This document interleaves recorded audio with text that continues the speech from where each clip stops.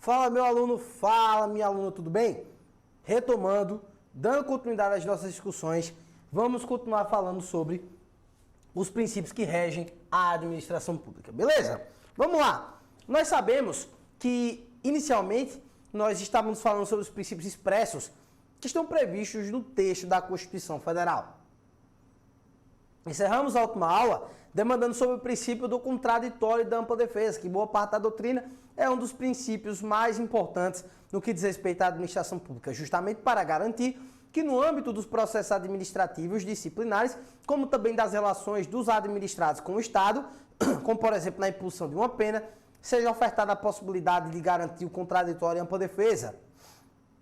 Sabemos que esse contraditório e ampla defesa será exercido em 3 fases, tá? É o contraditório e ampla defesa prévio, é o contraditório e ampla defesa técnico, é o contraditório e ampla defesa exercido através do duplo grau de jurisdição, tá? Para a gente fechar esse raciocínio, sabemos que, por vezes, o contraditório e ampla defesa não poderão ser manifestados por desdobramento de situações de urgência e emergência, em que o Estado não vai ofertar o contraditório e ampla defesa justamente por estar inserido em um contexto como este, de urgência ou de emergência.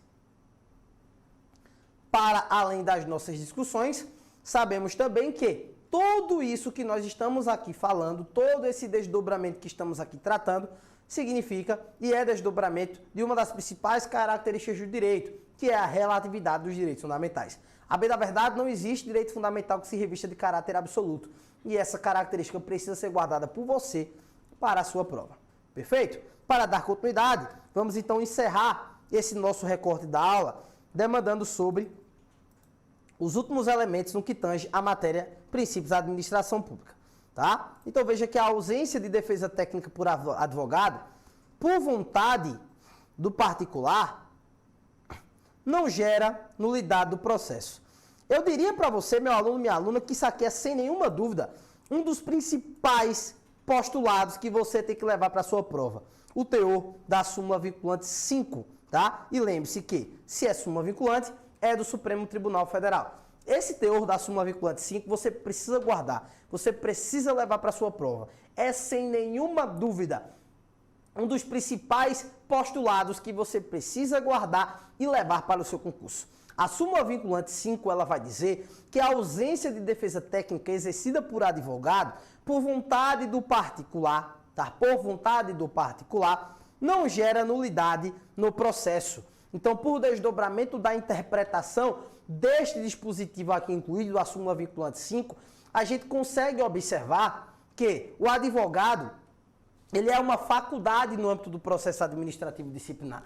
Veja que um eventual PAD, processo administrativo disciplinar, regido no âmbito federal pela Lei 9784/99, e é importante deixar claro que já há jurisprudência, tá? Assegurando que se os estados e os municípios não possuírem, tá, legislação que faça a regência de fato da matéria no que diz respeito ao processo administrativo disciplinar, é totalmente possível utilizar os dispositivos e os consectários da Lei 9784/99. Então veja que a Lei 9784/99, ela é a legislação que rege o processo administrativo disciplinar no âmbito da Justiça Federal, no âmbito federal dos servidores públicos civis da União, que são aqueles que estão também regidos pelo Estatuto dos Servidores Públicos Civis da União, que é a Lei 8.112/90. No entanto, os estados e os municípios podem também utilizar como desdobramento a Lei 9784/99, caso não tenham dispositivos para reger com satisfação, tá, de modo necessário e suficiente os consectários no que diz respeito ao processo administrativo no âmbito dos estados, no âmbito dos municípios. Nesse sentido, há a jurisprudência assegurando essa possibilidade, beleza? Então, o PAD, processo administrativo disciplinar, é regido no âmbito da União pela Lei 9784/99. No âmbito dos estados e dos municípios, é possível que se institua legislação própria, mas caso essa não exista, pode ser utilizada a Lei 9784/99 como dispositivo aqui a reger o PAD no âmbito dos estados, a reger o PAD no âmbito dos municípios, beleza? beleza? Veja que nesse aspecto aqui, o processo administrativo disciplinar terá garantido o contraditório, terá garantida a ampla defesa. Então lembre-se que contraditório e ampla defesa é princípio também que rege a administração pública, que funciona, tá? Para que efetivamente a administração funcione da melhor forma possível. Mas eu quero lembrar para você que esse contraditório e ampla defesa vai poder ser desempenhado em 3 formas, que é o contraditório prévio, que é o contraditório técnico e que é o contraditório duplo grau, tá? É justamente aqui no duplo grau a possibilidade de existir uma via recursal, ok? Tranquilo? Através dos instrumentos que são ofertados pela lei, como por exemplo recurso hierárquico próprio e outros possíveis que mais à frente, quando nós tivermos a oportunidade de aprofundar os nossos estudos no que diz respeito ao processo administrativo disciplinar, nós vamos também aprofundar os estudos no que diz respeito aos processos, aos recursos no âmbito desse procedimento específico, beleza? Então, nesse aspecto, nós temos aqui o processo administrativo disciplinar, regido por esta legislação, sendo que no âmbito deste é e deve ser garantido o contraditório e ampla defesa, prévio, técnico e através do duplo grau. Augusto, mas vem cá, você acabou de deixar claro para mim que o contraditório no âmbito técnico deve, como regra, ser exercido por quem? Deve, como regra, ser exercido, atenção para isso, por um profissional. Então, caso você, que é um servidor, que está respondendo processo administrativo disciplinar, imagine você é um policial civil, está respondendo processo administrativo disciplinar, você pode contratar um advogado para fazer a sua defesa no âmbito do PAD? Pode, mas se você não quiser fazer, não quiser contratar um advogado para fazer e subestabelecer e assinar a sua defesa, você pode, por si só, realizar a sua defesa. É a chamada autodefesa. E veja que a súmula vinculante 5, conforme já demonstramos, deixa muito claro que a ausência técnica por advogado, por vontade do particular, não gera nulidade do processo. Por que por vontade do particular, Augusto? Porque, atenção para isso, deve ser garantido o direito de você ser assistido por defensor no âmbito do processo administrativo disciplinar. Você deve ter o direito de contratar um advogado, mas caso não queira contratar, não tem problema, não vai gerar nulidade no seu processo administrativo disciplinar a ausência de defesa técnica por vontade sua. Atenção, por vontade sua. Se é você que não quer constituir advogado, tranquilão, show de bola, não tem problema. Você pode exercer por si só a sua defesa técnica. Agora vamos lá. Você pode deixar de exercer a sua defesa, ok? Porque você não quer contratar advogado. É possível? É totalmente possível. O que não se pode é você, aliás, não ser ofertado o direito de constituir advogado. Aí nós vamos ter irregularidade, inclusive insanável, no âmbito do processo administrativo disciplinar.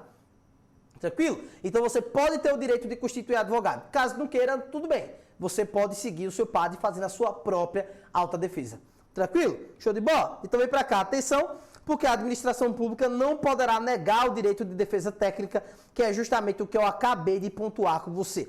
Caso você queira exercer diretamente, não tem problema. Agora lembre-se de uma coisa, tá? A administração pública não pode negar a você esse direito de exercer e de ter uma defesa técnica, tá?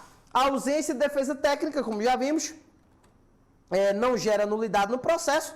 E lembre-se que a administração pública não pode negar este direito de autodefesa. Então, dessa forma, nós concluímos, né? A gente visualizou aqui os principais desdobramentos no que diz respeito ao processo administrativo disciplinar, no que diz respeito aos princípios que regem a administração pública. E aí, agora, nós vamos fazer aqui um breve relato, uma breve síntese, um pequeno apanhado do que foi discutido por nós nesses últimos blocos, que são justamente aqueles que dizem respeito aos princípios que regem a administração pública. Nós vamos ter aqui o princípio da legalidade, expressamente previsto no artigo 37 da Constituição Federal, em que se deixa muito claro que a administração pública só pode fazer aquilo que está admitido, que está autorizado pela lei. Diferente do princípio da legalidade no âmbito privado, no âmbito particular, em que a administração pública pode fazer que os particulares, os privados, podem fazer tudo aquilo que a lei não proíbe, tá? Então, é basicamente aquela discussão que a gente tem quando estuda o artigo 5º da Constituição Federal, de que ninguém será obrigado a fazer ou deixar de fazer alguma coisa, senão em virtude de quê? De lei. Se não há lei mandando fazer, se não há lei mandando deixar de fazer, eu, particular, posso fazer. A lógica da administração pública é diferente. A ADM só pode fazer aquilo que a lei autoriza. A administração pública só pode fazer aquilo que a lei permite. Tranquilo? Então tá aqui, ó, princípio da legalidade, princípio da impessoalidade, é mais um princípio extremamente importante para a sua prova, deixa muito claro que o administrador público deve agir sem escolher para onde ele quer direcionar a sua conduta. O princípio da impessoalidade deixa muito claro que a administração pública deve tratar todos de igual forma, todos devem ser tratados de igual maneira. O tratamento na administração pública deve ser igualitário, isonômico, que deve ser também impessoal. Eu não devo tratar as pessoas de acordo com o meu interesse, de acordo com a minha vontade, não. Eu devo tratar as pessoas de maneira isonômica, de maneira igualitária, levando em consideração o princípio da impessoalidade. Inclusive, meu aluno, minha aluna, é importante deixar claro que este princípio da impessoalidade aqui, ele é o desdobramento principal para que a gente mude de um modelo de administração patrimonialista para um modelo de administração pública burocrático. Augusto, mas você acabou de explicar lá atrás que o atual modelo de administração pública é o modelo gerencial, que surge a partir da emenda constitucional 19 de 98, incluindo metas, resultados, os desdobramentos para que a administração pública possa efetivamente ser eficiente. Perfeito, mas veja que a administração pública vive um momento de progresso. Por vezes já foi considerada patrimonialista, em que se valia apenas os interesses do próprio administrador público, em que ele utilizava da máquina pública para perseguir os seus interesses pessoais. Com o surgimento e o robustecimento do princípio da impessoalidade, se progride efetivamente para uma administração burocrática, com o surgimento de vários métodos para que o administrador público não persiga mais o seu interesse próprio, mas sim o seu interesse, aliás, o interesse público a partir da máquina pública. No entanto, em que peça ser importante porque a gente quebra essa ideia de administração patrimonialista, torna-se uma administração pública muito engessada, ao passo que não se consegue efetivamente dar a fluidez necessária que essa administração pública necessita. Beleza? Então tá aqui, ó, princípio da impessoalidade, desdobramentos no que diz respeito a uma administração com um grande número de burocracia nesse aspecto. Logo depois nós vimos o princípio da moralidade, extremamente importante também para a sua prova, e que não reflete uma ideia de moralidade social, e sim uma ideia de moralidade jurídica. E lembre-se, quando se fala em moralidade, a bem da verdade eu também quero falar de probidade. Então, um ato administrativo que viola a moralidade pública, provavelmente, também se demandará, também surgirá, também será um desdobramento, por vezes, quase que necessário, de um ato também de improbidade administrativa previsto lá nos princípios da administração, aliás, lá na lei 8249/92, que é a lei que rege a improbidade administrativa de uma forma geral e os atos de improbidade, beleza? Logo após a gente estudou o princípio da publicidade e os seus consecutários mais importantes e, por fim, o princípio da impessoalidade, sempre reforçando que ele é desdobramento da emenda constitucional 19 de 98. Então, se é desdobramento da emenda constitucional 19 de 98, não se trata de um princípio originário na Constituição Federal. É sempre importante que você esteja atento a isso. Beleza? E, por fim, deixando muito claro que este princípio da impessoalidade surge para deixar muito claro para a gente que a gente atualmente adota um modelo gerencial de administração pública. Show de bola? Perfeito? Tranquilo? Esses são os desdobramentos para a gente encerrar esse nosso primeiro conjunto de aulas. Na próxima aula nós vamos estar demandando acerca da organização da administração pública, já focando naquela que é a função objeto das nossas aulas. Função administrativa, a mais importante, pelo menos nesse nosso recorte aqui, partindo do pressuposto dessas aulas, estudando a administração pública direta, a administração pública indireta e outros recortes e desdobramentos tão relevantes quanto. Fosse foco, até mais.